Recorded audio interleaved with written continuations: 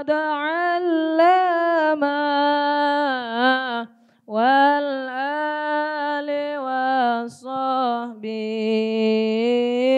وكل مرشد وكل من بخير هدي يقتدي. Assalamualaikum warahmatullahi wabarakatuh.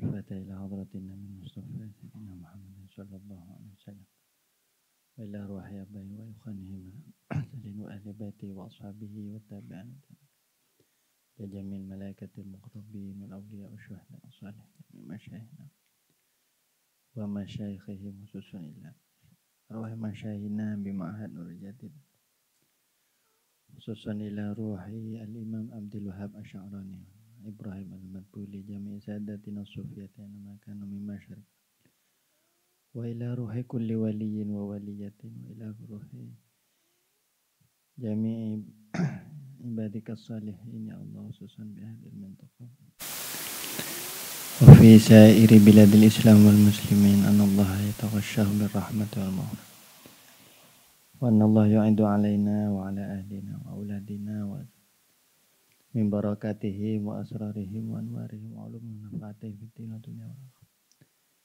wa ila hadratin nabi Mustafa Sayyidina Muhammad sallallahu alaihi wasallam bi sirril Fatihah. Bismillahirrahmanirrahim. Alhamdulillahi rabbil alamin arrahmanir rahim. Iyyaka na'budu wa iyyaka nasta'in ihdinas siratal ghairil maghdubi 'alaihim waladdallin.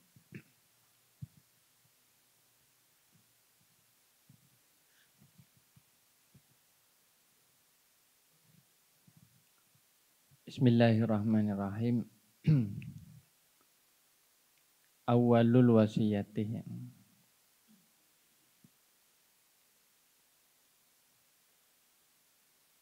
Alaika ayyuhal akhu bil istiqomati fit taubati.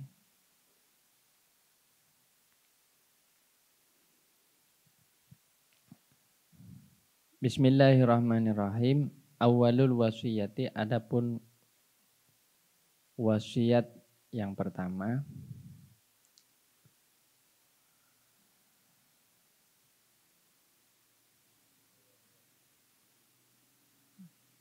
alaika hendaknya atasmu ayyuhal akhu, wahai saudara, bil istiqomati fit taubati, dengan istiqomah fit taubati di dalam bertaubat.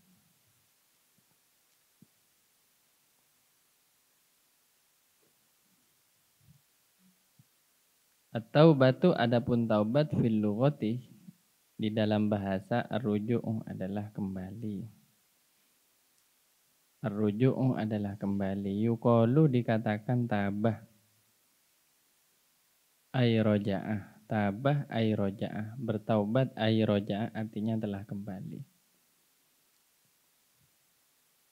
Wa fi syar'i, dan di dalam pengertian menurut syariat, ar-ruju'u adalah kembali, amma dari sesuatu, artinya meninggalkan sesuatu, karena yang ada apa ma mazmuman adalah tercela fi syar'i di dalam syariat, ilama kepada sesuatu huwa mahmudun, yang adapun ma mahmudun adalah terpuji fi syar'i di dalam syariat. Walaha, dan ialah bagi taubat itu bidayatun adapun permulaan, wa nihayatun dan pungkasan atau puncak ya. Fabidayatuha, maka adapun permulaan taubat atau batu adalah bertaubat minal kabairi, dari dosa-dosa besar. Summa shaghairi, kemudian dosa-dosa kecil.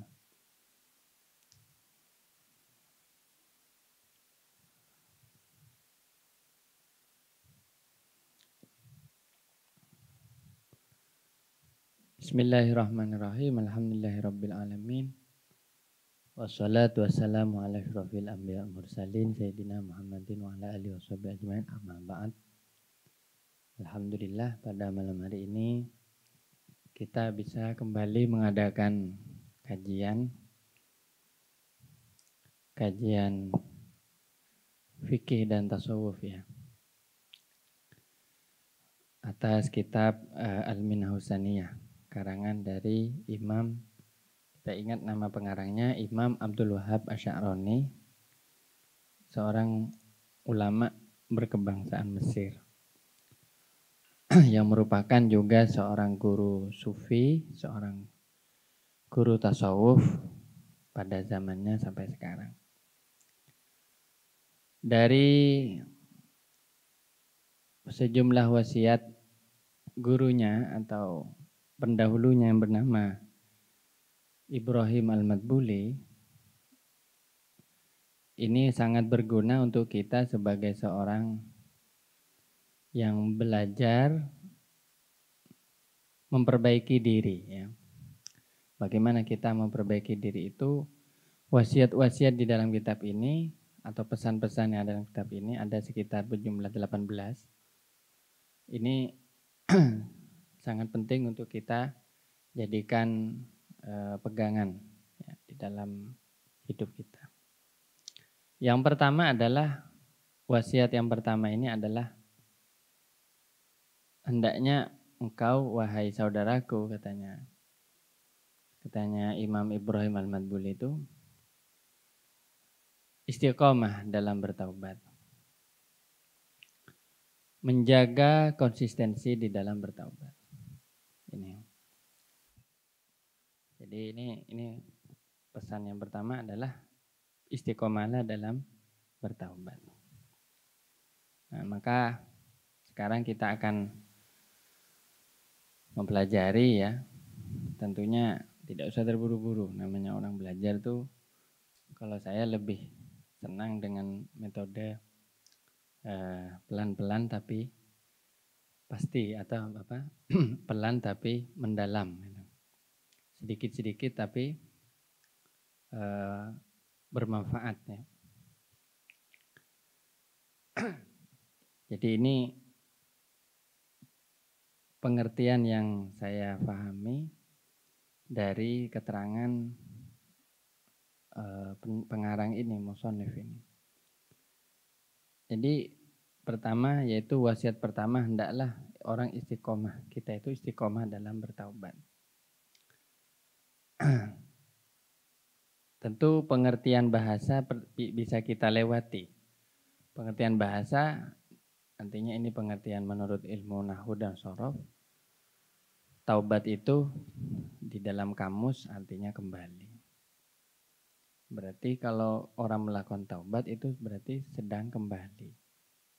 Kembali dari apa menuju apa, pertanyaannya. Maka pengertian bahasa tidak cukup.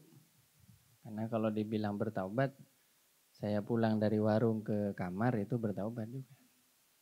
Saya kembali dari kampus, kembali ke asrama atau ke pondok itu taubat. Tapi itu pengertian bahasa.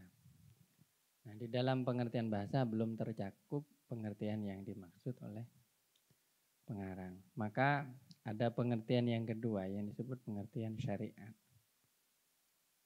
Nah, maka pengertian syariat ini yang penting kita pelajari dan kita dalami. Secara ringkas, pengarang di sini, penulis yaitu Imam Abdul Wahhab Asy-Sya'rani menyatakan demikian. Nanti juga ada pengertian-pengertian yang lain. Tapi kitabnya juga lain gitu ya. Taubat itu adalah meninggalkan. Nah ini. Jadi sebenarnya bukan sekadar kembali, tapi meninggalkan sesuatu yang tercela. Tercelanya itu dalam pandangan syariat, dalam pandangan agama. Meninggalkan hal tersebut untuk kembali kepada hal yang terpuji. Artinya kembali lagi kepada keadaan yang awal dari manusia itu, yaitu fitrah atau kesucian. Jadi seakan-akan diandaikan bahwa awalnya manusia itu mahmudun fi syar'i. Awalnya terpuji gitu ya. Melakukan perbuatan terpuji, tapi kemudian dia itu terjatuh ke dalam perkara yang mazmum, yang tercela. Maka kembali lagi kepada yang terpuji itu, meninggalkan yang tercela, itu namanya taubat. Sampai di sini kita masih bingung juga. Kenapa? Karena yang terpuji itu apa, yang tercela itu apa. Nah, karena di sini ada kata-kata fi syar'i di dalam syariat, maka jelas bahwa ukuran yang terpuji dan yang tercela itu bukan menurut penilaian kita. Kita kalau ingin mengatakan ini bagus untuk saya, ini enggak bagus untuk saya, itu karena mengikuti selera ya. Sebagai contoh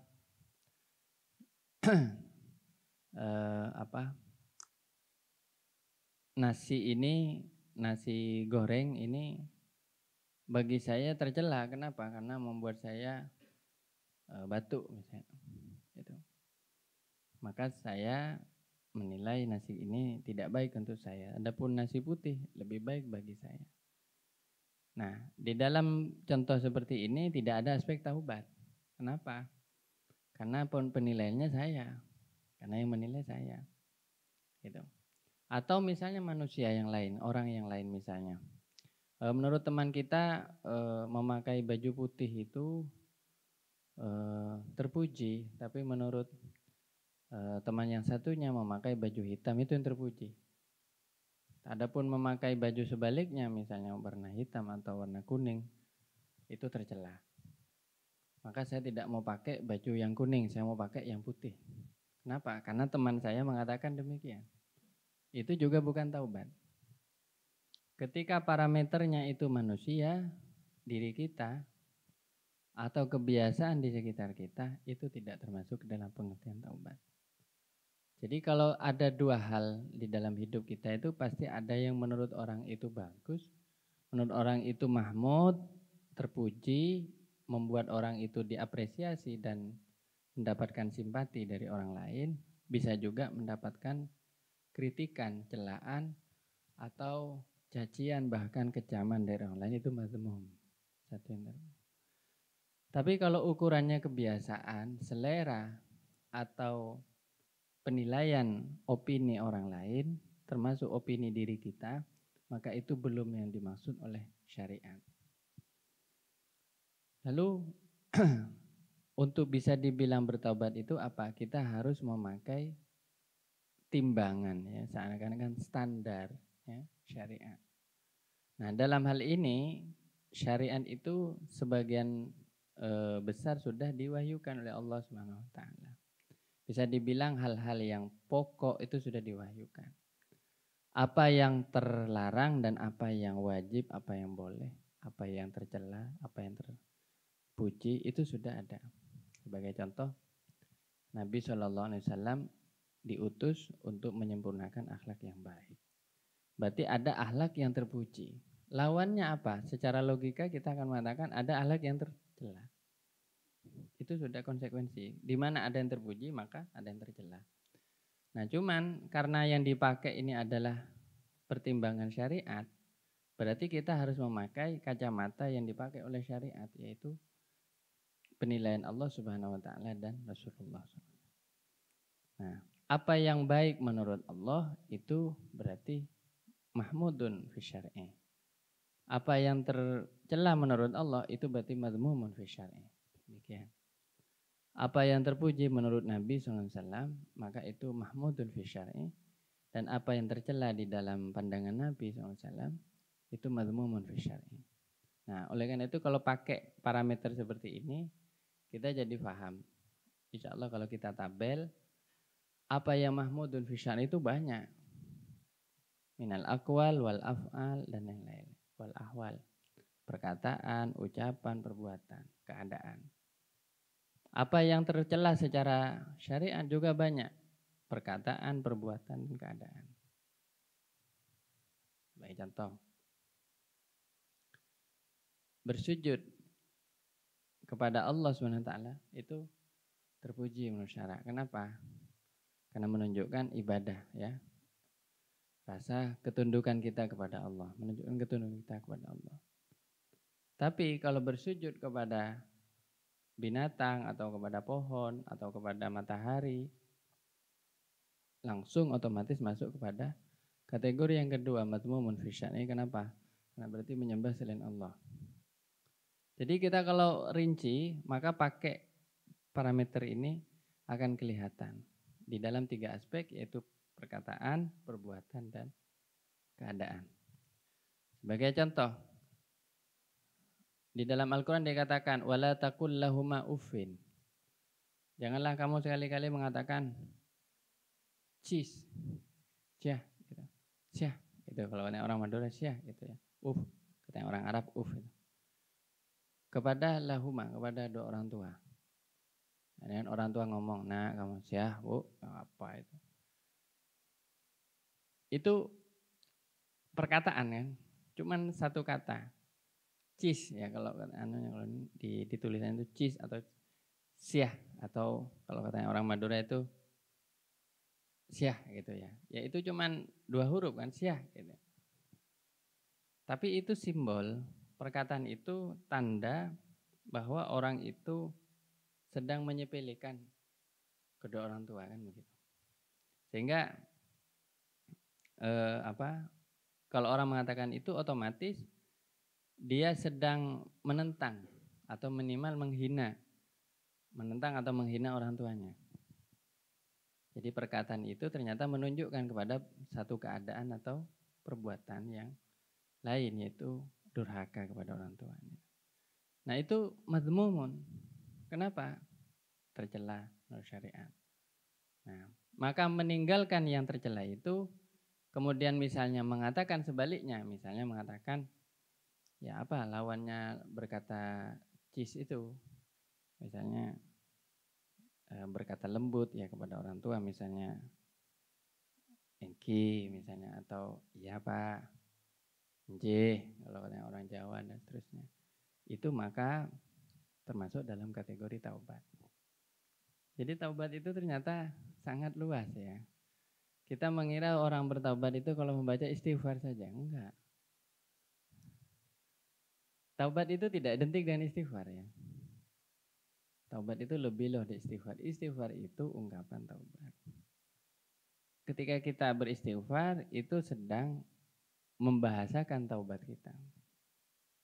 Tapi kita meninggalkan sesuatu, itulah inti dari taubat. Ya. Meninggalkan sesuatu yang mazmum alias tercela tadi. Misalnya, ya sekali lagi ini bukan karena kebiasaan. Tapi pakai standarnya syariat. Sebagai contoh misalnya,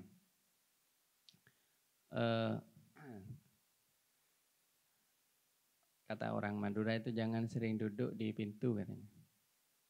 Nanti umurnya pendek atau macam-macam lah. Ada mitos seperti itu. Jangan duduk di pintu, di tempat lewatnya orang.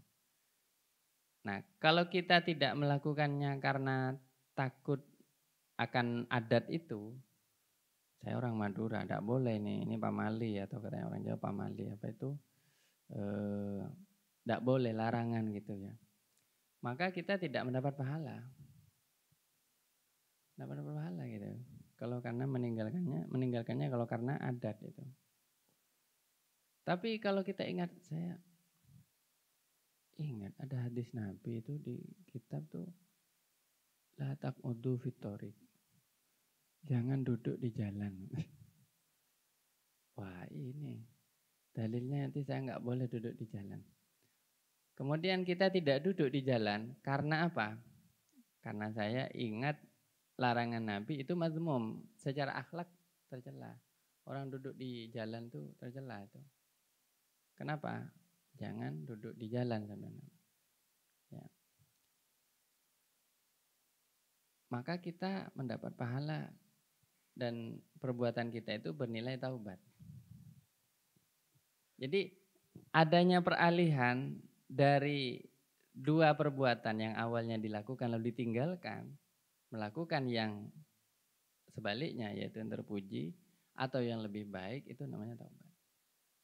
Nanti kalau melihat seperti ini, ini sebenarnya semua aspek di dalam kehidupan kita bisa bernilai taubat. Oleh karena itu taubat itu sebenarnya level pertama di dalam kita melangkah, yaitu orang harus istiqomah di dalam taubat itu. Artinya apa? Selalu pindah dari keadaan yang tercela ke yang lebih baik kepada yang terpuji. Dan yang terpuji ini nanti ada tingkatan-tingkatannya lagi. Ya. Dan taubat ini punya permulaan dan pungkasan atau puncak gitu.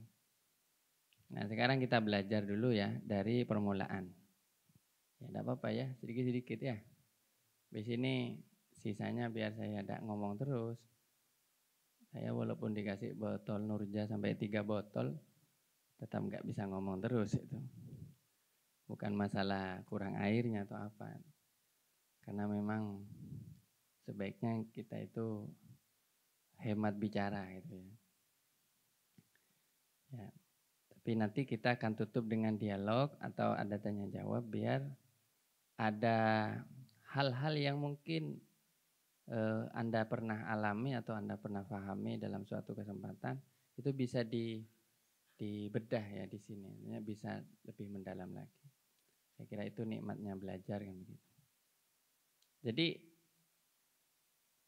yang kedua ini taubat itu punya permulaan dan pungkasan. Ada titik masuknya, ada permulaannya.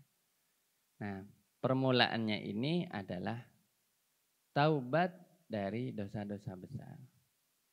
Ini dengan keadaan bahwa seseorang itu sedang atau telah melakukan dosa besar. Na'udzubillahi min dzalik. Saya jujur takut kalau ngomong dosa besar. Apa itu dosa besar? Subhanallah. Apa dosa besar? Dosa besar itu, kenapa kok ada dosa besar, ada dosa kecil? Atau jangan-jangan ada dosa yang setengah besar, setengah kecil? Kenapa? Ada istilah al-kabair was-shaghair. Ini istilah ini ya memang ada dasarnya di dalam Al-Quran. Intajtanibu kabairomatun hauna anhu. Kalau kalian orang mukmin menjauhi dosa-dosa besar dari yang apa yang dilarang. Jadi itu adalah dasar Al-Quran. Bukan ulama membuat-buat. Nah, lalu dari situlah difahami apa lalu yang dimaksud dengan dosa besar. Begini, dosa itu apa? Dosa itu suatu kesalahan ya, dosa itu. Suatu kesalahan sekali lagi dalam pandangan Allah SWT. Kenapa? Karena ketika Allah menciptakan kita itu dalam keadaan semuanya itu dalam keadaan fitrah kan. Lalu manusia tidak lagi menjadi fitrah itu karena ada dosa. Jadi dosa itu telah merusak atau menurunkan kualitas kefitrahan manusia. Ibarat air begini ya, airnya itu air putih yang bening, tapi tergores oleh apa? Air itu sedikit tercemar oleh debu misalnya, oleh tanah misalnya, sehingga air itu berubah, sedikit berubah atau banyak berubah. Nah, dosa pun demikian. Dosa itu sesuatu yang mengubah fitrah manusia. Nah, yang paling banyak mengubah itu adalah al-kabair, dosa besar. Dosa besar itu kita tahu berjumlah belasan, ada sampai menghitung sampai lebih 70 ya. Tapi 6 atau 7 yang paling besar itu, yang paling awal di daftar dosa-dosa besar itu adalah tentunya telah sebagian kita tahu, seperti syirik kepada Allah, menyekutukan Allah, kemudian membunuh, kemudian durhaka pada orang tua, kemudian berzina, kemudian antara lain menuduh orang lain berbohong, atau misalnya menuduh orang lain itu melakukan qadzaf ya, menuduh orang yang baik menjadi menuduh zina kepada orang yang perempuan yang baik-baik. Ada banyak membuat kebohongan, membuat keonaran, termasuk misalnya melakukan sihir, itu termasuk dosa besar. Nah, kemudian para ulama setelah melihat macam-macamnya dosa-dosa besar itu, naudzubillah, ini ibarat penyakit, seandainya di dunia medis itu penyakit yang paling berat itu. Itu lalu para ulama memberikan definisi demikian. Dosa itu terpilah menjadi besar dan kecil itu ternyata kalau dilihat dari beberapa aspek. Pertama, dari tingkat pelanggaran dosa itu kepada Allah. Nah, ada beberapa dosa itu yang oleh Allah bahkan satu dosa itu tidak diampuni, syirik itu. Jadi orang kalau sudah beriman lalu kemudian membelok, dia lalu menyekutukan Allah, ini enggak diampuni lagi sama Allah. Enggak diampuni. Nah, ada di Al-Quran dalilnya, innallaha la yaghfiru ayyushraka bihi. Allah enggak mungkin ngampuni orang yang pernah melakukan syirik. Artinya ini gambarannya ada orang beriman, lalu dia meninggalkan iman dan Islamnya itu, lalu dia nyembah kepada selain Allah. Dia terang-terangan menyembah kepada selain Allah. Na'udzubillah. Misalnya ya menyembah ya benda yang menyembah setan atau menyembah apa gitu. Terang-terangan. Kemudian terang-terangan dengan mengatakan saya itu musyrik misalnya. Ini enggak diampuni lagi sudah. Na'udzubillah.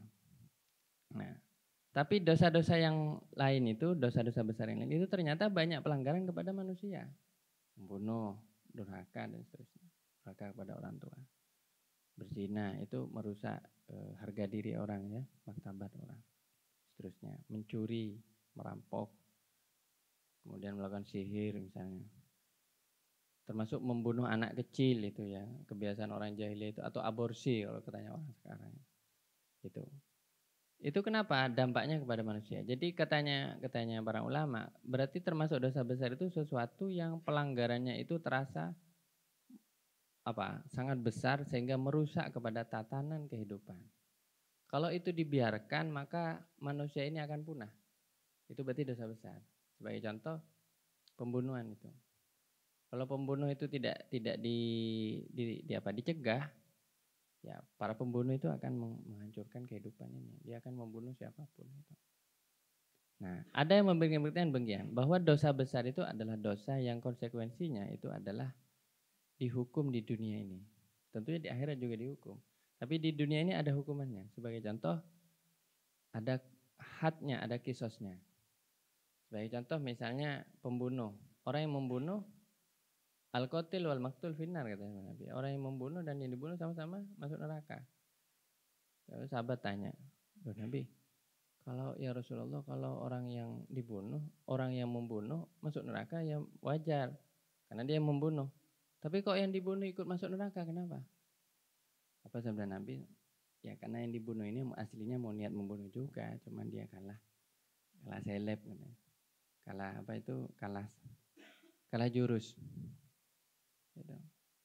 Ini kan ada cerita kayak orang Madura itu istilahnya carok ya. Di Madura itu ada kebiasaan, tapi di semua budaya di Indonesia ini ada kebiasaan seperti itu. Ini yang mau membunuh terbunuh duluan. Apa konsekuensinya? Dia juga dianggap seperti pembunuh.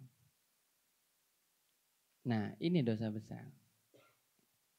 Nah, sehingga ada konsekuensi kisos, had dan semacamnya. Kisos itu hukuman berupa darah diganti darah. Kalau ada orang membunuh, dia juga dibunuh. Kalau ada juga menyebutnya diat ya, disebut juga diat. Kalau ada orang memotong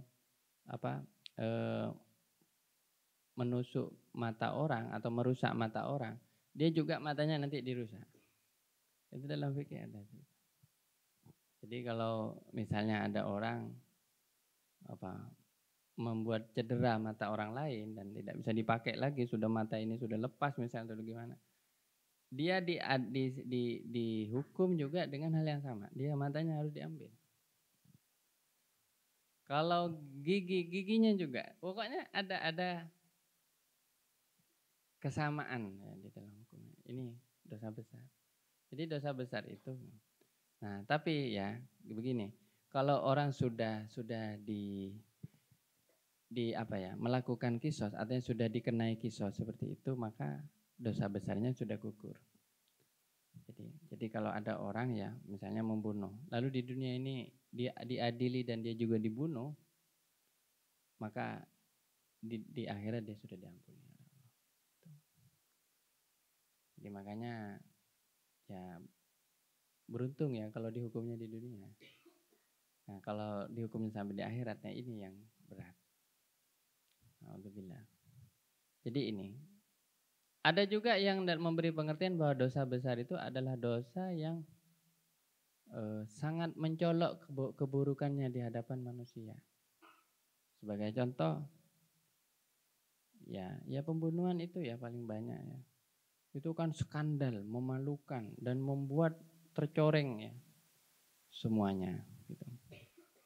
Nah, sedangkan dosa kecil itu dosa yang berbeda dengan dosa besar. Kesalahan-kesalahan yang tidak seperti dosa besar dan masih bisa dimaafkan dan tidak begitu menimbulkan kerusakan, tapi kalau terus-menerus dilakukan, orangnya bisa juga celaka sama seperti melakukan dosa besar. Ya, dosa kecil itu apa? Ya misalnya apa misalnya gitu ya. Ya nggak sengaja, misalnya menyebut orang dengan panggilan yang tidak disukai itu dosa kecil. Misalnya ada orangnya baik-baik ya, tapi dibilang ya nama hewan gitu. Apa misalnya, nah, tidak usah dikasih contoh, biar saya juga nggak ngasih contoh dosa gitu. Atau misalnya ya gosop kayak gitu ya. Makanya kalau di Sidogiri itu biar enggak gosop, sandal itu disamakan semua. Sidogiri itu sandalnya hijau merah. Kenapa? Supaya enggak gosop. Dan saya setuju, itu sistem sosialis itu dalam persandalan. Jadi sama semua. Katanya dari pondok itu diwakafkan memang. Kenapa? Supaya kalau dipakai ya enggak gosop. Jadi di sana itu sama, sandal itu semuanya sama. Sehingga siapapun yang pakai itu sudah ulima ridhohu, sudah diketahui dibolehkan itu. Kan enak juga kayak gitu. Tapi cukup sandal ya. Kalau pakaian dalam jangan. Nanti kalau pakaian dalam juga sama, waduh repot. Kalau sandal saya setuju. Ini bagus di sini. Di sini nih belum seperti itu.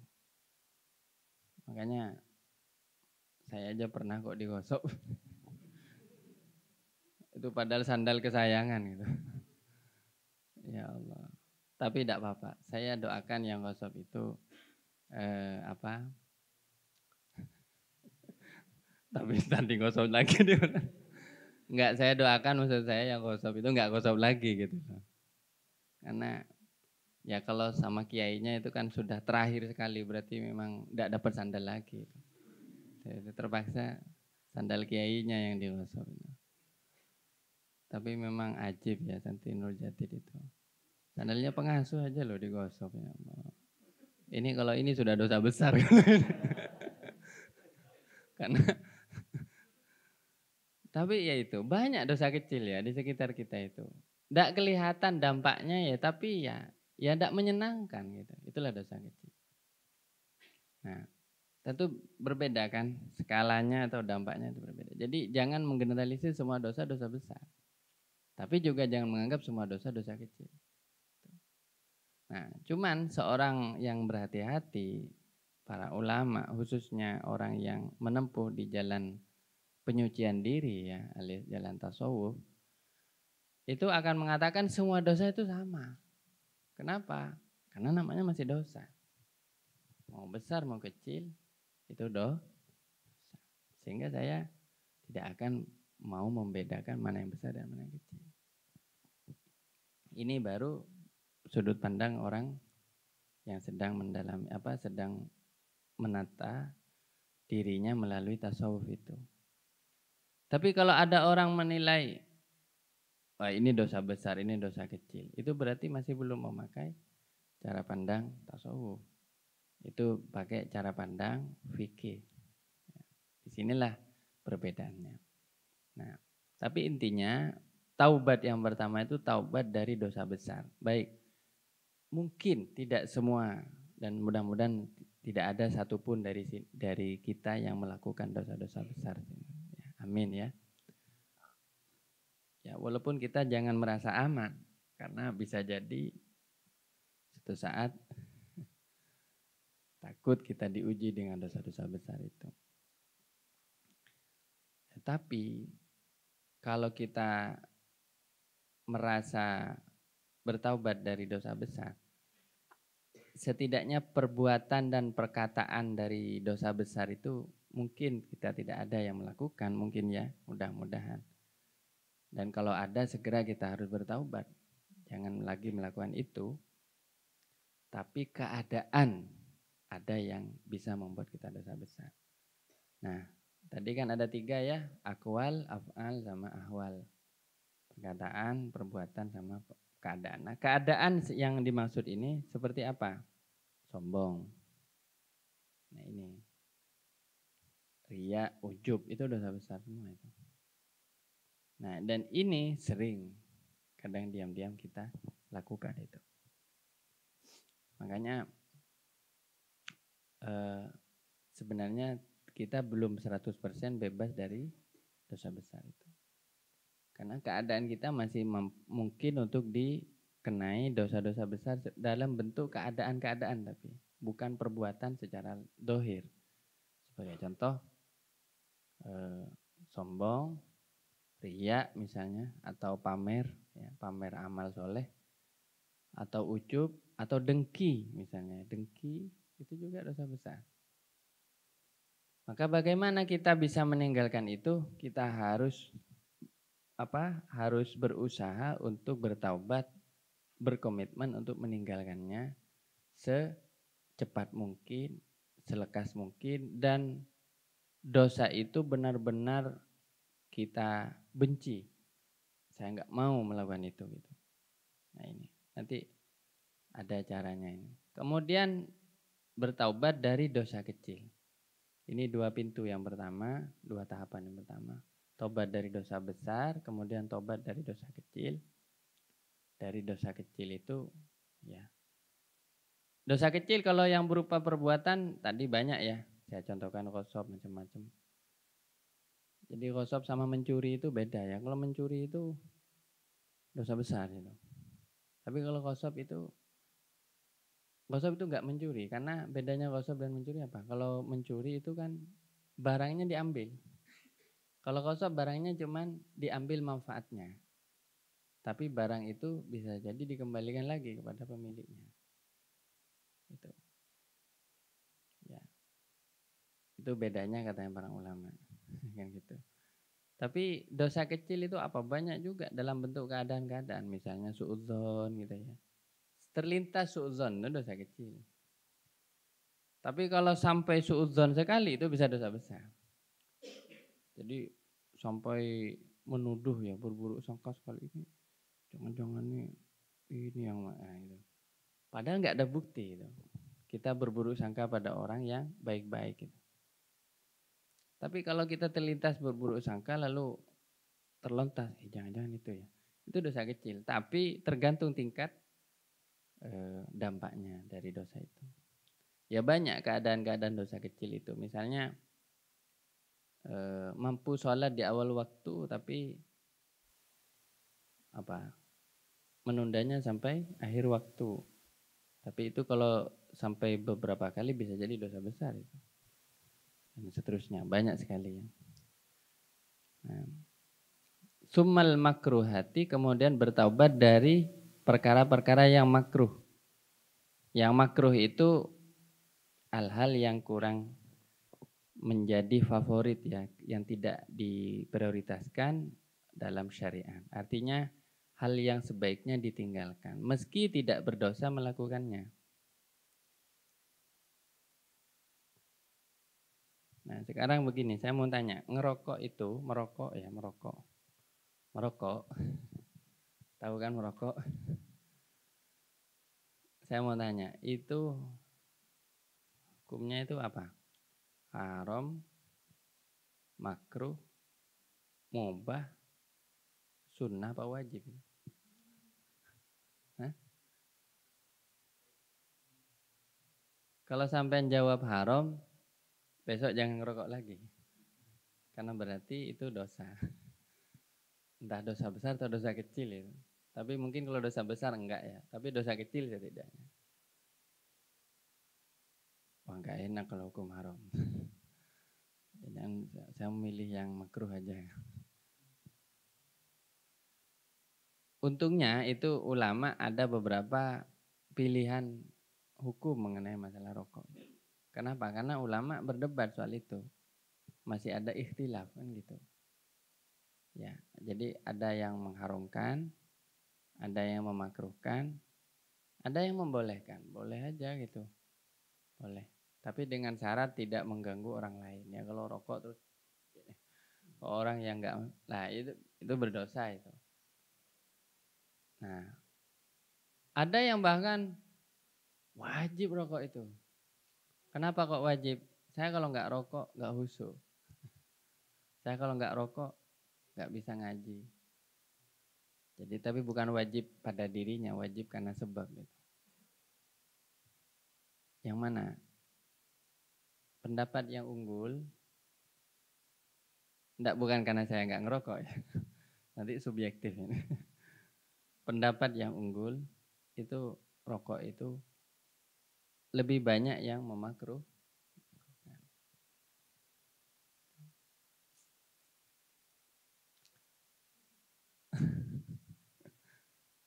Jadi wah ini harus bertaubat. Ya, kalau itu dianggap satu yang makruh kan harus ditaubati juga. Gitu. Tapi kalau Anda menganggapnya itu bukan hal makruh, pada pilihan yang lain kan, ada juga yang berarti enggak masuk. Nah, nanti saya akan melihat dari mana tinjauannya suatu hal itu patut untuk ditaubati kan gitu. Nah, banyak yang makruh ini banyak ya. Makruh itu ada dua. Yang paling dekat dengan hal yang haram dengan dosa itu adalah makruh tahrim namanya. Kalau makruh karena menghindari hal yang tidak baik yang kesannya kurang baik itu namanya makruh tanzih. Jadi makruh itu ada dua, makruh tahrim ada makruh tanzih. Nah, nanti mohon maaf ya ini. Kencing berdiri. Minum berdiri. Itu bagaimana hukumnya? Itu kalau menurut mazhab Imam Asy-Syafi'i, mazhab Syafi'iyah itu makruh tanzih. Kencing berdiri itu makruh. Tapi bukan makruh tahrim, bukan berarti berdosa, enggak. Tapi itu kurang etis gitu, kurang estetik ya, kurang enak lah dilihat itu. Makanya disebut makruh tanzih. Tanzih itu artinya ini loh, menjaga martabat itu. Termasuk ini kebiasaan santri ya. Mandi sendiri padahal ya, mandi sendiri, tapi telanjang. Itu makruh tanzih. Oh banyak, kalau di list banyak ini. Dan hampir tiap hari kita banyak pasti bersinggungan dengan melakukan makruh-makruh ini. Sebagai contoh misalnya masuk ke masjid tidak sholat tahiyatul masjid, itu makruh. Jadi makruh itu banyak. Nah itu pun juga harus ditaubati. Jadi artinya kita meninggalkan perkara yang makruh supaya mendapat kesunahan. Jadi dulu itu banyak ya para cerita para guru, para kiai kalau menegur santrinya itu dengan alasan bukan karena haram, tapi makruh. Nah, jangan kayak gitu, itu makruh. Nah, itu berarti teguran supaya dia meninggalkan yang makruh itu. Ya banyak. Nah, termasuk kalau makruh tahrim itu jelas harus segera ditinggalkan. Apa ini? Banyak ya, banyak. Ya apa ya, yang makruh itu ya banyak ya. Ya kencing berdiri, ya minum berdiri tanpa hajat tapi ya. Kalau karena punya penyakit tidak apa-apa kencing berdiri itu. Atau minum berdiri itu karena ada hajat tidak apa-apa. Tapi kalau tidak ada hajat, terbiasa minum berdiri itu makruh. Atau misalnya apa ya? Ya banyak ya. Nah ini perlu ditobati. Nah, kita melihat dari meninggalkan dosa besar, meninggalkan dosa kecil, meninggalkan hal yang makruh, ini lompatannya sudah luar biasa. Sehingga orang kalau melakukan taubat dari 3 hal ini, insya Allah kalau istiqomah ya, insya Allah akan mulai terbuka pintu-pintu hidayah bagi orang tersebut, insya Allah. Tsumma min khilafil aula, wallahu a'lam. Ini mudah-mudahan bisa diamalkan. Sekarang kita perlu paham dulu gitu ya. Hal-hal yang tertulis di sini itu. Biar nggak kayak Bani Israel. Bani Israel itu punya kebiasaan begini. Pinter Bani Israel itu. Ketika diturunkan Taurat ya, Injil, mereka itu bisa baca. Cuman mereka tidak tertarik sedikit pun untuk mengamalkan. Makanya disebut ahlul kitab. Ahli kitab itu Bani Israel. Kenapa? Mereka pinter dalam soal kitab. Mereka ahli literasi, ahli buku. Tapi kitab itu tidak bermanfaat bagi mereka. Artinya sedikit sekali mereka mengamalkannya. Yang ada hanya untuk dibangga-banggakan. Itu kebiasaan budaya Bani Israel itu. Yang kita nggak pengen kayak gitu ya. Kita itu kalau ngaji ya jangan bangga-banggaan nih saya sudah hatam nih 3 kitab, 4 kitab. Kalau baru seperti itu baru masih seperti ahli kitab gitu loh. Tapi sekarang pertanyaannya kalau ini bab mengenai istiqomah ya, apakah kita sudah mulai istiqomah? Baik, mungkin sambil lalu mungkin ada yang mau bertanya, sambil lalu bisa dimulai dulu mungkin. Monggo.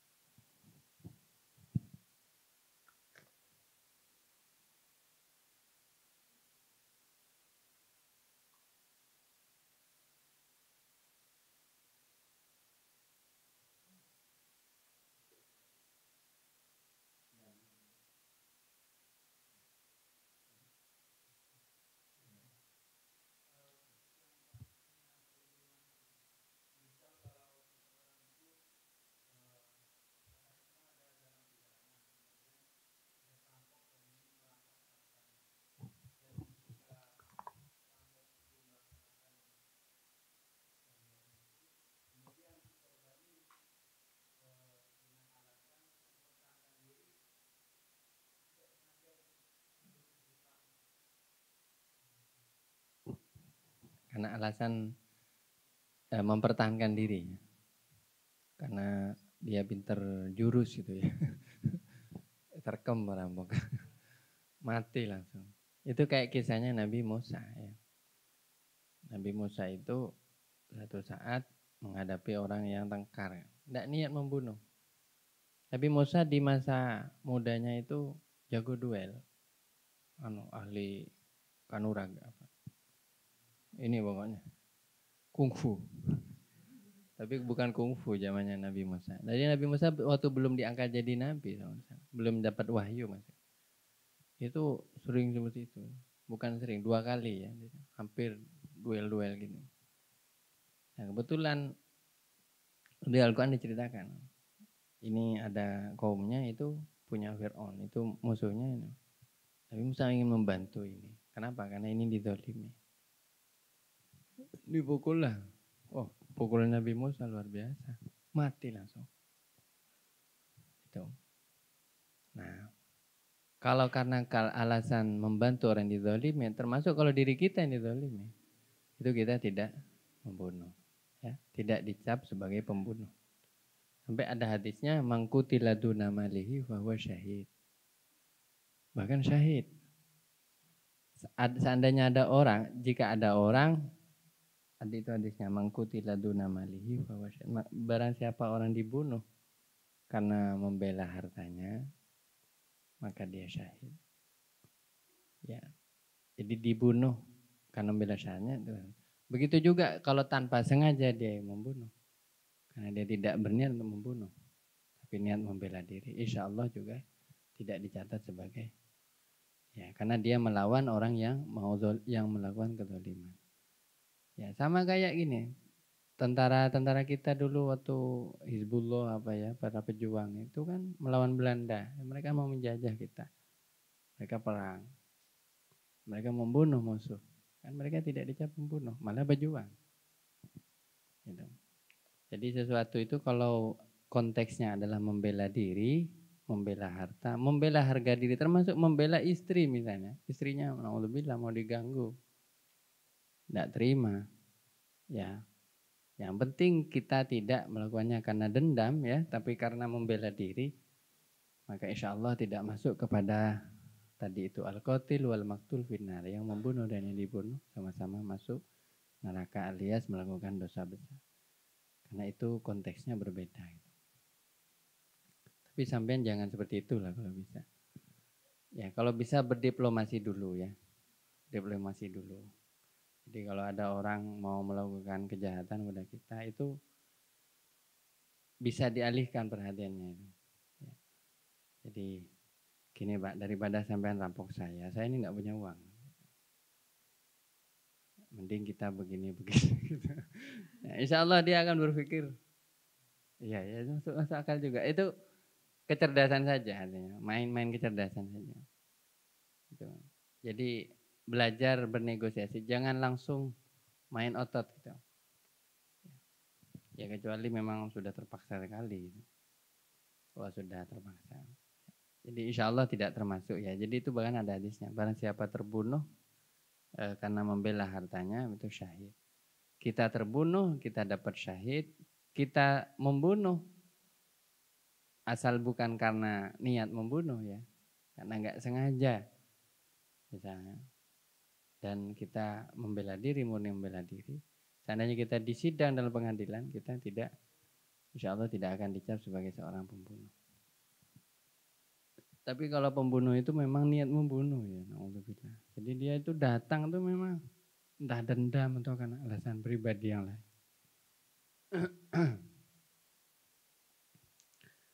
Makanya jangan sering nonton film Hollywood. Itu menginspirasi orang untuk melakukan gini ya. Saya ada studi bahwa di otak kita ini, di otak belakang kita itu ada satu bagian yang sangat sensitif pada kekerasan.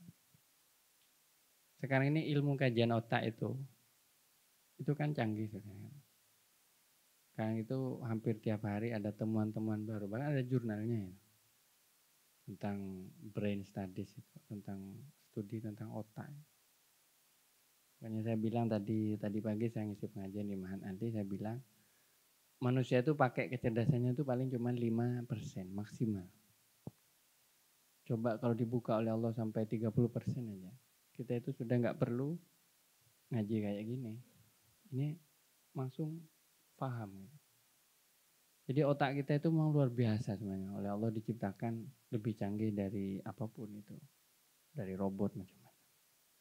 Nah ini kalau otak kita itu menonton kekerasan ya, itu otak kita itu akan bereaksi dan dia akan terstimulir ya terdorong untuk melakukan juga. Makanya di Amerika itu angka pembunuhan tinggi ya karena film-filmnya juga yang diputar ya gitu-gitu juga. Ada dua unsur yang mencirikan film modern ini. Dan saya tahu kalau ternyata ini konspirasi ternyata. Konspirasi itu dalam arti ini bisnis besar. Dan kalau ini nggak dikerjakan, nggak ada duitnya nanti. Mereka nggak dapat pemasukan. Ini bisnis media gitu. Yaitu seks dan kekerasan. Dulu orang nggak mengenal dua ini. Nggak mengenal itu pornografi, nggak tahu itu. Kemudian kedua, nggak pernah mengenal adegan-adegan kekerasan. Seperti misalnya ada film itu, ngeri sekali sampai orang itu disetrika macam-macam. Wah itu pokoknya sadis ya. Dan itu sekali menempel, dia kan sudah tahu tuh cara melakukan itu. Nah dia kalau punya kesempatan bisa itu akan melakukan itu pada orang lain. Manusia kalau tidak tahu caranya loh ya, dia nggak akan melakukan kejahatan yang sesadis itu. Ya sama kayak anak kecil ya, lihat adegan apa langsung dia tiru gitu. Jadi itu karena reaksi di otak kita itu ada yang memang merekam adegan-adegan kekerasan itu. Pokoknya memang mengerikan ya memang. Makanya saran saya sih ya pertama ya taubat lah, nggak usah nonton film kayak gitu. Kalau bisa bikin film yang lebih bahasanya lebih jenaka atau lebih mengandung kecerdasan. Saya sukanya kalau film-film Hollywood itu yang bernuansa petualangan kayak gitu itu saya senang. Tuang ke planet apa, senang.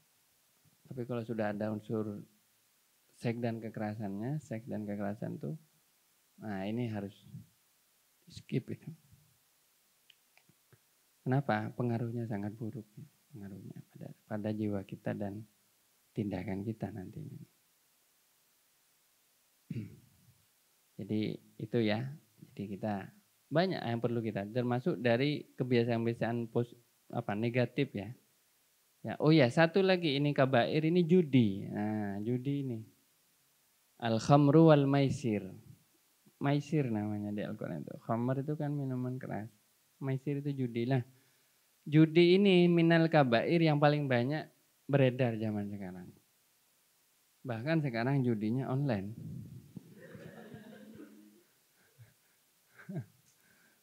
Iya.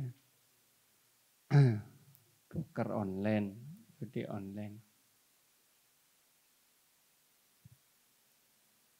Itu juga, itu insya Allah itu sama seperti hukumnya merokok juga itu. Menyedot vape ya. Menyedot vape itu. Tapi di Turki namanya shisha ya. Itu jadi istilahnya menu wajib kalau habis makan di Turki. Dan itu tidak dianggap tercela karena malah sehat katanya. Ya nggak tahu kalau di sini. Tapi intinya ya, pertanyaan gini, apakah sesuatu yang makruh di satu tempat bisa tidak makruh di tempat lain? Ya bisa juga. Karena makruh ini banyak variabelnya, banyak aspeknya ya. Tapi secara umum kalau itu sudah ditetapkan oleh syariat itu berlaku di semua waktu dan semua tempat. Tidak ada pengecualian.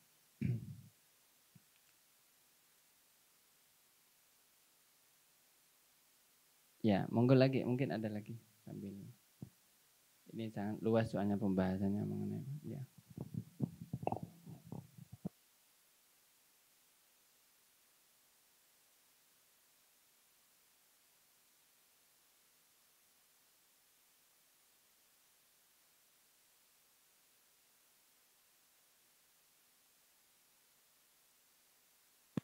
Jangan kita lah, saya nggak mau. Sampean itu enak-enak aja kita. Ada orang gitu aja.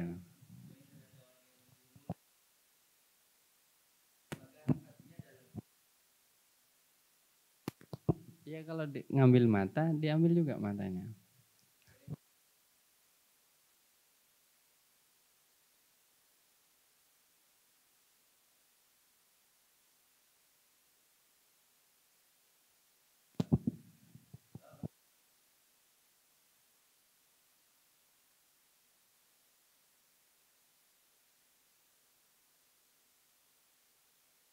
besar itu.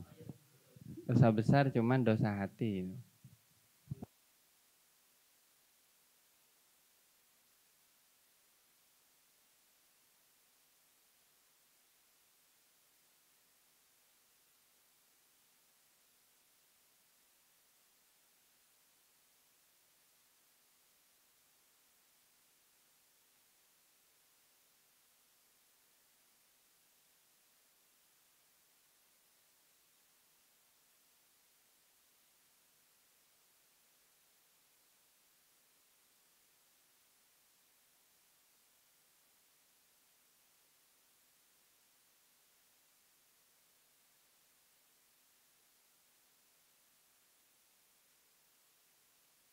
Sombong untuk tujuan yang benar. Oh begitu ya, menunjukkan prestasinya gitu ya. Yang pertama, sihir bagaimana menanggulanginya untuk dari agama dan negara, gitu. Kalau negara saya nggak tahu, perlu ada menteri persihiran. Itu yang ngurus itu apa itu siapa? Harry Potter. Gitu. Karena memang sulit ya ilmu ini. Sihir itu naudzubillah min dzalik. Sihir itu pekerjaan manusia yang sedang konspirasi dengan jin. Jadi sihir itu pelakunya dua itu, manusia dan jin. Tidak bisa malaikat melawan sihir enggak pernah. Jadi itu pelakunya jin. Itu pun jin yang khusus memang. Memang jin-jin yang katanya dipakai untuk. Jadi sihir itu sebenarnya apa? Sihir itu ya tidak berani membunuh terang-terangan itu. Jadi mainnya membunuh melalui jalur belakang. Ya, jadi menikam dari belakang itulah sihir. Jadi bagaimana? Begini, jadi kita harus tahu sifat dan dari sihir itu. Nah, ini sudah dijelaskan oleh para ulama juga. Bahkan ada kitabnya itu khusus. Kitab itu judulnya tentang sihir, gendam, macam-macamnya, wah lengkap. Pengertiannya, pelakunya dan seterusnya, termasuk hukumannya. Intinya apa? Yaitu dosa besar. Kenapa? Karena sama-sama mencelakai orang itu. Jadi itu pelakunya ya manusia dan jin. Enggak bisa kalau manusia sendiri tidak bisa. Karena itu ada unsur gaibnya. Yaitu ada unsur di mana jin itu melakukan satu hal yang tidak disadari oleh korbannya itu. Ya.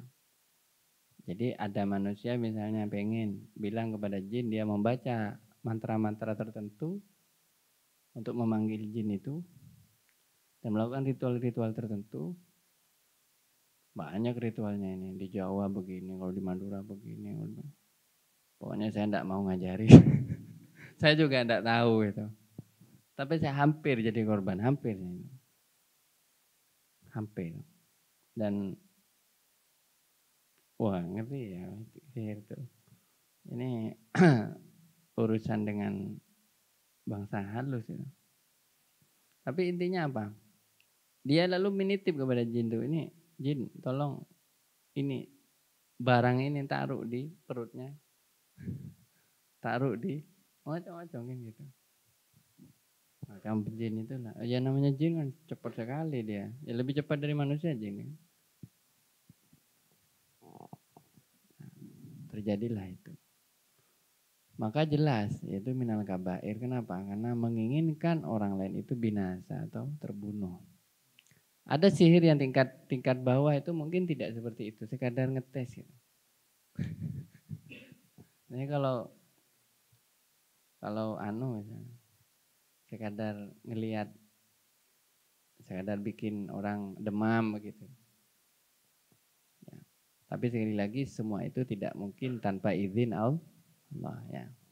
Jadi kalau ada sihir masuk itu karena izin Allah. Sihir tertolak juga karena izin Allah. Gitu. Jadi saya tidak tahu. Kalau cara agama ya memperbanyak doa. Dan itu urusan masing-masing. Jadi saya tahu Ya, kalau para ulama untuk membentengi suatu wilayah dari sihir itu memperbanyak membaca sholawat. Ya. Kemudian ada memang sholawat itu untuk menolak sihir, ada untuk ini. Sehingga nanti para pelaku sihir itu bertobat. Tapi kalau doa ya semestinya harus dilakukan secara pribadi. Misalnya sebelum tidur kita harus berwudu, berdoa, kalau bisa sholat 2 rakaat, kemudian tidur. Insya Allah aman dari sihir. Karena sihir itu akan menyerang orang ketika lengah ya, ketika tidur. Kalau amalan saya kira banyak dari para guru kita. Nah tapi kalau negara gimana menanggulangi?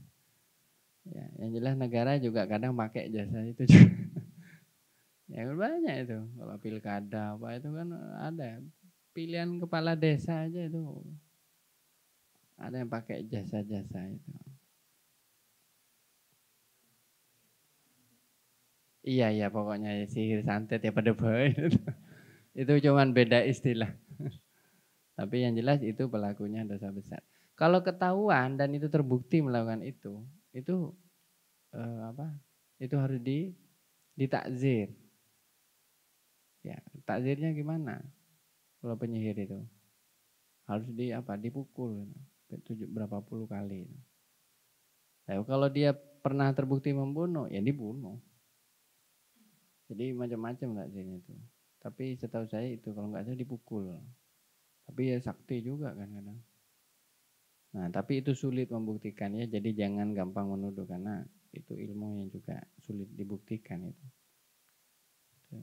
Tapi intinya mari kita berbanyak baca doa. Dan salah satu ikhtiar itu antara lain menjaga wudhu gitu. Karena orang kalau menjaga wudhu itu insya Allah punya satu perlindungan dari gangguan-gangguan seperti itu.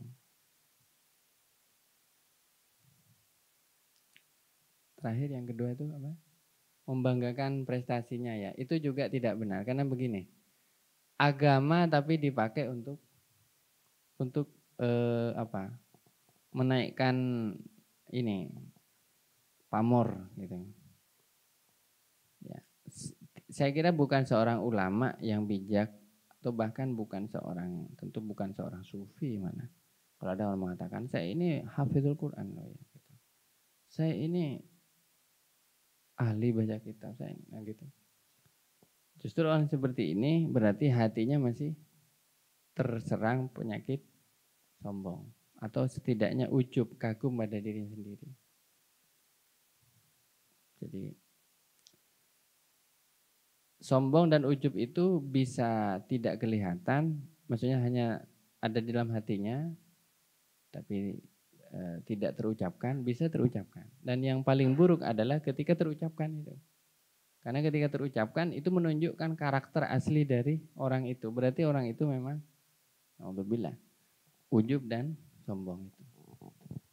Makanya ini termasuk dosa besar dan orang itu harus bertaubat dari dosa itu. Masalahnya dosa besar yang menyangkut dengan hati itu paling sulit hilang.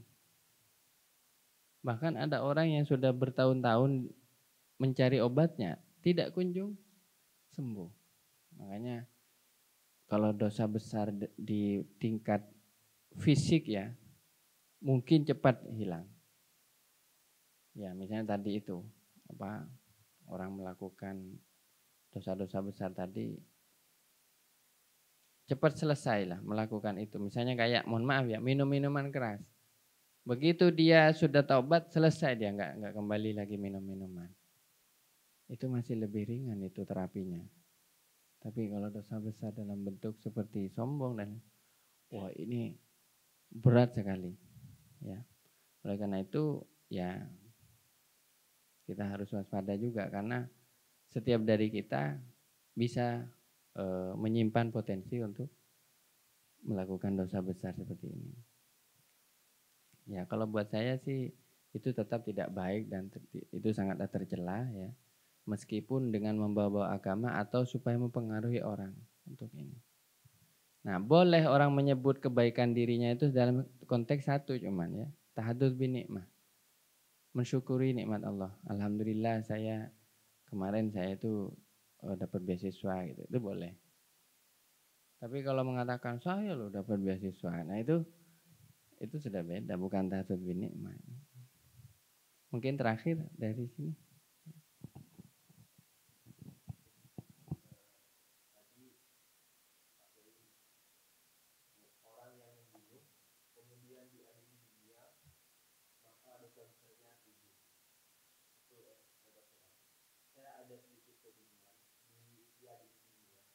Berarti dalam Islam hukuman mati itu sangat pas untuk diterapkan di negara hukum. Hukuman mati. Jadi orang yang sudah membunuh kemudian dijatuhi hukuman mati, apakah dosa besarnya itu akan gugur? Sedangkan dari beberapa negara itu sudah menyatakan misalnya hukuman mati itu sudah melanggar tentang HAM ayat 62. Ya. Wah, ini perdebatannya juga cukup hangat ini. Antara hukuman mati ini masalah antara yang pro dan kontra. Begini ya, sebelum masuk ke situ kita harus paham tentang tata peradilan Islam dulu.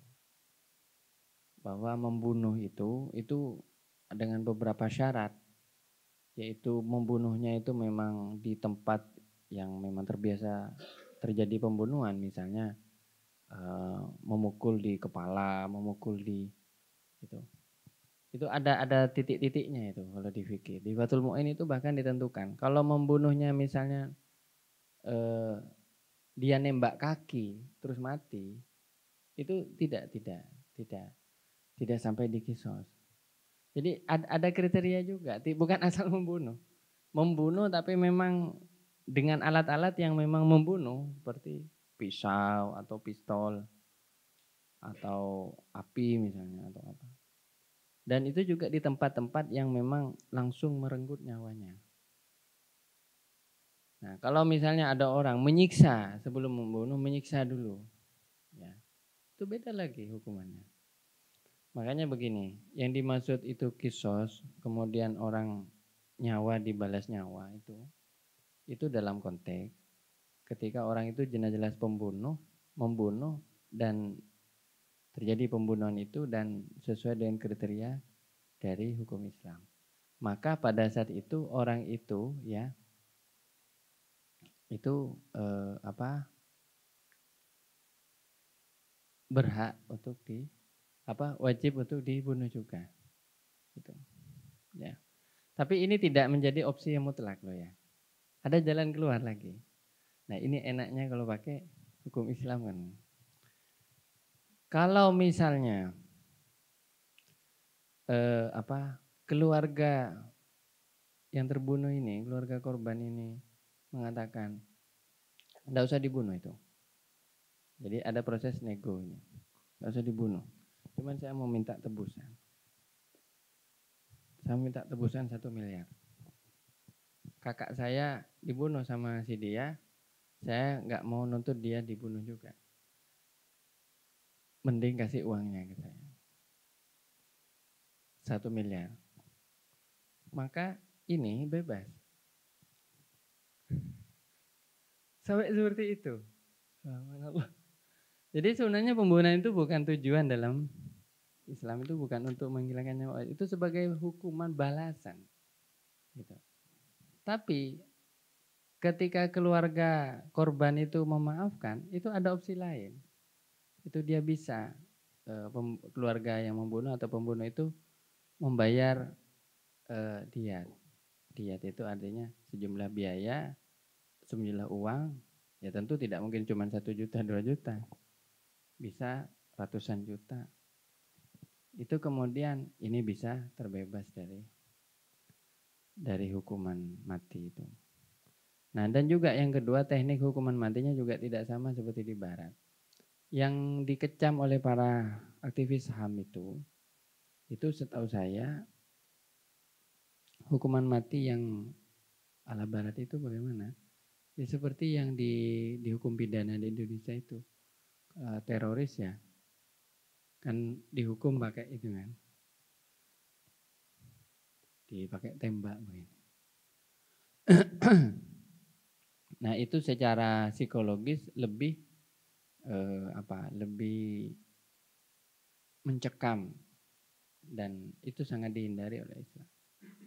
Nah, sebenarnya praktek hukuman mati dalam Islam di zaman sekarang nyaris tidak ada lagi sudah yang bisa mempraktekkan. Yang terjadi di Saudi itu bukan murni seperti di kitab fikih. Karena di Saudi itu juga menyeramkan kan. Al-Gojo ditutup, kemudian ditebas begini. Itu bukan seperti itu juga. Jadi ada kriteria-kriteria di mana misalnya korban itu tidak boleh dibuat takut dulu. Dia itu harus diminta bertaubat dan seterusnya. Jadi itu sampai seperti itu loh cara Islam. Jadi sebelum dia dibunuh itu harus dikasih makan, dikasih minum gitu loh. Bukan diseret-seret langsung.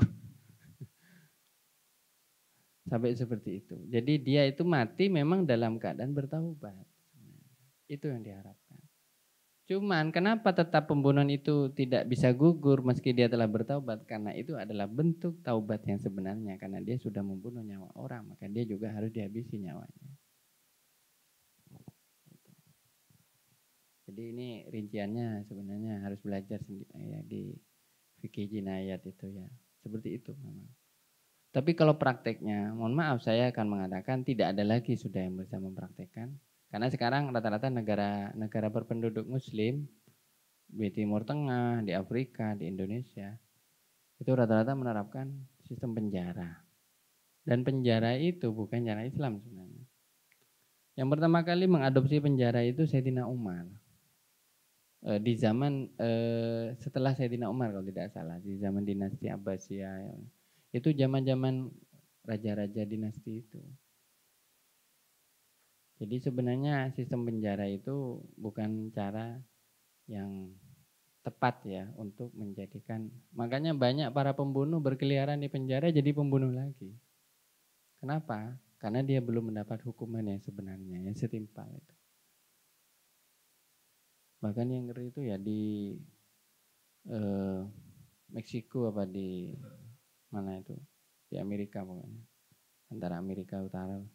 Itu ada satu penjara khusus pembunuh-pembunuh kelas berat itu.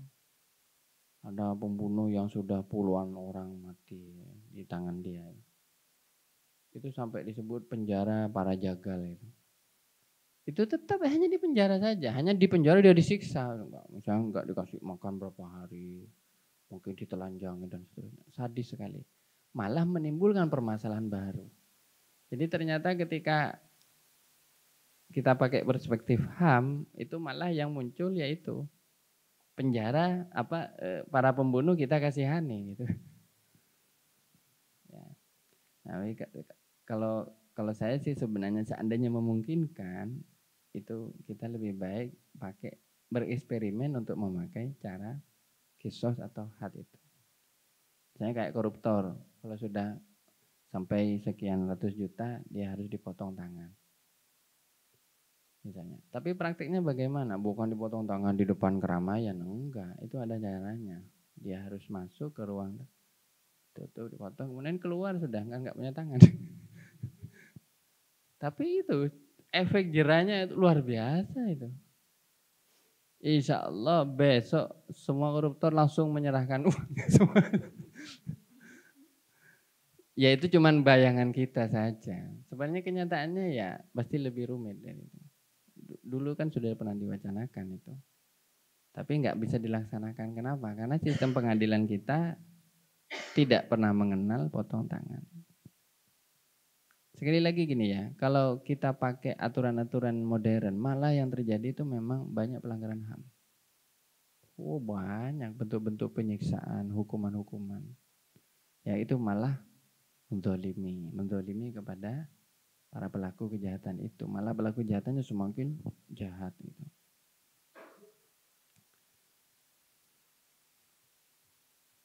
Nah ini kalau jadi mengenai masalah hukum pidana ya kita harus kembali secara proporsional melihat. Bahkan yang luar biasa para pembunuh itu seandainya ya dia misalnya tidak menjalani kisos itu kan ada dua kemungkinan. Dia bisa diampuni oleh Allah atau dia akan tetap dihukum oleh Allah. Nah tapi kalau dia bertaubat sungguh-sungguh misalnya. bisa saja dia diampuni oleh Allah dan selesai dosa besarnya itu menjadi hilang. Itu sampai seperti itu ya cara Islam di dalam mengangkat nasib orang-orang yang melakukan kejahatan. Makanya mohon maaf ya, kalau kita ketemu orang misalnya di lapas ya, sebenarnya mungkin nggak pernah studi banding ke lapas ya. Ke mana? Tidak usah jauh-jauh, di Keraksaan ini ada lapas. Kalau mau kunjungi saja, ya berapa orang lah, jangan semuanya. Sekadar melihat keadaan gitu. Gimana orang-orang yang katanya kriminal. Itu sebenarnya kalau ditanya, itu rata-rata hatinya itu mengatakan saya bertaubat. Saya nggak mau kayak gini. Nah ini buat saya satu peluang sebenarnya untuk mereka supaya menjadi orang yang baik. Jadi saya lebih sepakat seperti itu. Daripada mereka disiksa, dihukum, wah malah mereka nggak jadi bertaubat, malah mereka akan balas dendam dan menjadi orang yang lebih jahat lagi sekeluarnya dari lapas itu. Nah itu berarti tidak berhasil di dalam mengubah manusia itu. Ya coba aja Anda studi banding, Anda tanya langsung, Bapak apa kesalahannya kok dihukum? Saya curi ayam. Berapa tahun curi ayam? 3 tahun ya. Waduh, nggak proporsional ya, pelanggaran HAM ini Pak. Itu Pak, di sana koruptor mencuri tanahnya rakyat itu nggak dihukum kok. Masa Mas? Wah ini. Tapi di lapas itu ngeri ya. Pernah ada video itu menunjukkan orang akan masuk lapas itu kalau ketahuan oleh teman selapasnya itu ya. Dia itu satu. Ini katanya kejahatan yang paling dibenci bahkan oleh sesama penjahat. Itu yaitu kalau orang itu mohon maaf ya, memperkosa anak kecil. Jadi ada pemerkosa di bawah umur itu. Itu kalau masuk lapas pelakunya itu digebuk oleh orang-orang selapas itu. Kenapa? Itu dianggap paling jahat berarti. Ya kalau cuman maling ayam atau minuman keras itu ya, minum apa itu tidak dianggap kejahatan yang bagi sesama lapas itu, bagi sesama warga lapas. Jadi seperti itu, naudzubillah, psikologinya kejahatan. Jadi penting kita tahu itu ya, supaya kita nanti seandainya ditakdir untuk bisa mengajak mereka ke jalan kebaikan itu kita bisa punya ini taubatnya untuk apa kan gitu. Nah saya kira gitu ya. Demikian dulu ya, mungkin kita tutup dengan doa semoga menjadi ilmu yang barokah dan manfaat. Saya mohon maaf perlu saya sampaikan kemungkinan untuk kajian ini ya nanti saya kabari lagi lebih fixnya. Saya sementara menyanggupinya karena barengan ini jam malam Sabtu ini sebenarnya ngodok ya, mengkodok. Insya Allah malam Sabtu itu kembali ke waktu awal yaitu malam Sabtu. Namun insya Allah karena saya tahu teman-teman di sini juga cukup padat ya, saya juga cukup padat. Kita 2 minggu sekali insya Allah ngajinya 2 minggu sekali untuk kajian ini. Supaya apa? Supaya kita pelan-pelan bisa ngamalin gitu ya. Karena saya kira Anda tiap hari sudah bisa ngaji ke pengasuh, ngaji ke kiai yang lain. Untuk pengajian ini yang minausaniyah insya Allah 2 minggu sekali saja. Nanti setiap malam Sabtu ya. Asal tidak barengan dengan istighosah kubro gitu. Jadi kalau barengan bisa digeser ke malam minggunya gitu aja. Atau nanti bisa digeser ke malam minggu. Saya kalau lebih lowong insya Allah. Kalau malam Senin nggak bisa, saya ada udur. Ya mari kita tutup dengan doa semoga menjadi ilmu yang bermanfaat dan barokah. Dan saya berharap satu hal ya, kalau kita melakukan kajian seperti ini hendaknya ada yang menulis. Anda tulis dalam sebuah artikel atau blog atau postingan di Facebook, itu suatu saat akan bermanfaat sekali. Itu tipsnya beberapa teman penulis ya, kalau ngaji seperti ini itu ditulis dan bisa menjadi serial artikel dan seterusnya.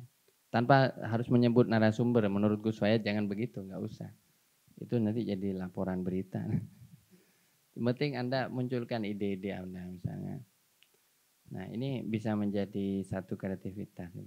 Jadi ini bahan pengajian sangat penting untuk kitab menjadi karya yang lain itu. Nah, itu semoga ya kalau bisa. Ini saja dan Allah ya kemajma'in. Assalamualaikum warahmatullahi wabarakatuh. Bismillahirrahmanirrahim. Alhamdulillahirabbil alamin. Hamdan yuwafi ni'amahu wa yukafi mazidah ya Allah ya Rabbana lakal hamdu min baghili jalalika karim. Allahumma shalli ala sayyidina Muhammadin tibbil qulubi wa dawaiha wa afiyatil abdan wa shifaiha wa nuril absar wa diyawa.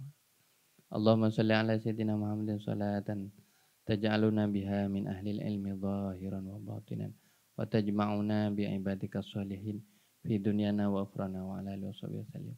Allahumma faqihna fid din wa 'allimna al-kitab wa ta'wil. Allahumma aftah alaina futuhal arifin. Allahumma aftah alaina futuhal arifin. Allahumma aftah alaina futuhal arifin. Allahumma arhamna bil Qur'an waj'alhu lana imaman wa nuran wa hudan wa rahmah. Allahumma dzakirna minhu ma nasina wa 'allimna minhu ma jahilna warzuqna tilawatahu ana al-lail wa atrafan nahar waj'alhu lana hujjatan ya rabbal alamin. Rabbana la tuzigh qulubana ba'da idh hadaytana wa hab lana min ladunka rahmah innaka antal wahhab. Rabbana hab lana min azwajina wa dzurriyyatina qurrata a'yunin waj'alna lil muttaqina imama. Wa sallallahu ala sayyidina Muhammadin wa ala alihi wa sahbihi wasallam. Subhana rabbika rabbil izzati amma yasifun wa salamun alal mursalin walhamdulillahi rabbil alamin bisirril Fatihah. Bismillahirrahmanirrahim. Mari kita tutup dengan 3 bait atau 4 bait syair burdah ya. Ini sangat baik untuk untuk kita setiap majelis itu dibiasakan. Maulaya sholli wa sallim daiman abada ala habibika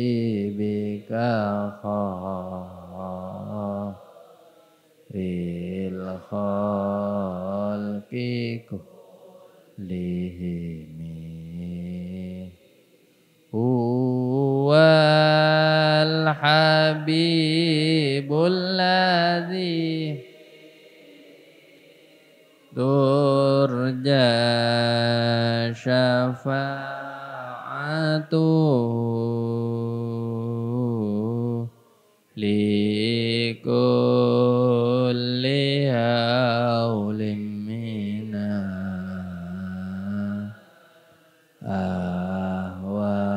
ahwalimu tahami maulaya sahbi wa sallim daiman abada ala habibika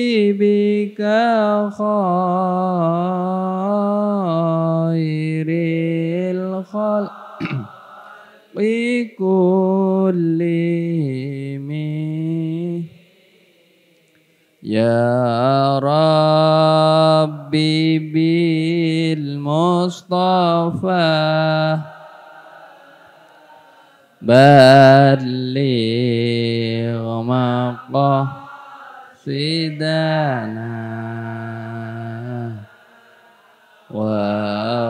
waghfir lana ma madha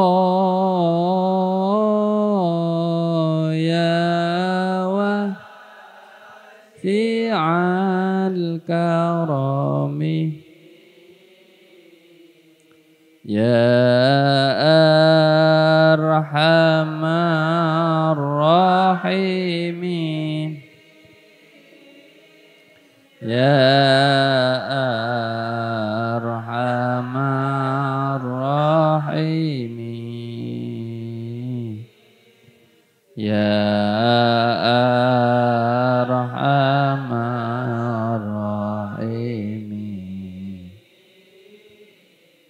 فرج على المسلمين. Assalamualaikum warahmatullahi wabarakatuh.